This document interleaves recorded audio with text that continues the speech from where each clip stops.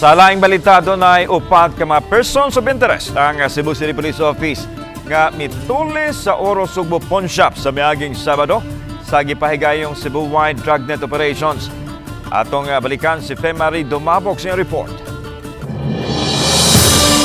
Ang duha niini nakuha sa kapulisan sa Dakbayan sa Mandawi gahapon, Domingo. Samtang ganihang kadlawon, ang laing duha ang na-intercept sa Barangay Lamakan sa lungsod sa Cebu nga. Nga nadakpan dito sa Mandawi, although na mga nakuha dito ng mga firearms, assorted na mga ammunitions, magazines o napay mga explosives. So kadto siya makonsider gihapon nato to siya nga kanang person of interest kay before the incident natay mga na-monitor na grupo sa mga armado, particularly nagstay sila dito sa area sa Mandawi. Ang duha giingong sakay sa puwa nga auto nga adunay nakabutang nga for registration. Dihang na-intercept kini ganihang kadlawon.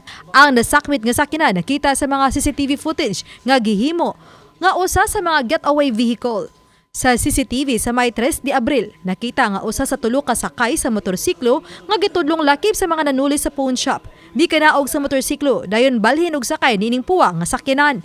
Nagdumilang kapulisan sa paghatag sa mga pangalan sa upat, samtang nagpadayon pang investigasyon. Makonsider ginato sila og persons of interest kay nganong naaman sila o nganong sila man ang nagamit sa maong sakyanan nga diin kini nga sakyanan mao ni siya ang gigamit sa mismong akto nga pagpanghuldak. Gilagway sa City Director sa Dakbayan sa Sugbo nga organized group og planado gyud ang pagpanulis. Lakip sa gisubay kung taga Cebu o taga laing probinsya o rehiyon ba ang gitumbok nga mga tulisan. Padayon pang operasyon sa kapulisan sa pag-ukod sa mga responsable sa tulis. Samtang wala pa matino ang kantidad sa mga nakawat nga mga alahas nga bulawan. Samtang dako ang pasalamat sa kapulisan sa mga gihatag nga kopya sa CCTV footage nga dakong tabang sa pagsunod sa maong kaso.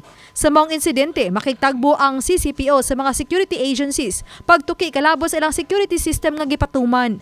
Ug awhag nila sa mga business establishment, ilabi na sa mga pawn shop o jewelry stores nga magbutang gyud og alarm system nga konektado sa kapulisan alang sa dinili ang pagsumpo kung adunay susama nga mga panghitabo. Oba ni Cleofer Lumayag, Femari Dumabok.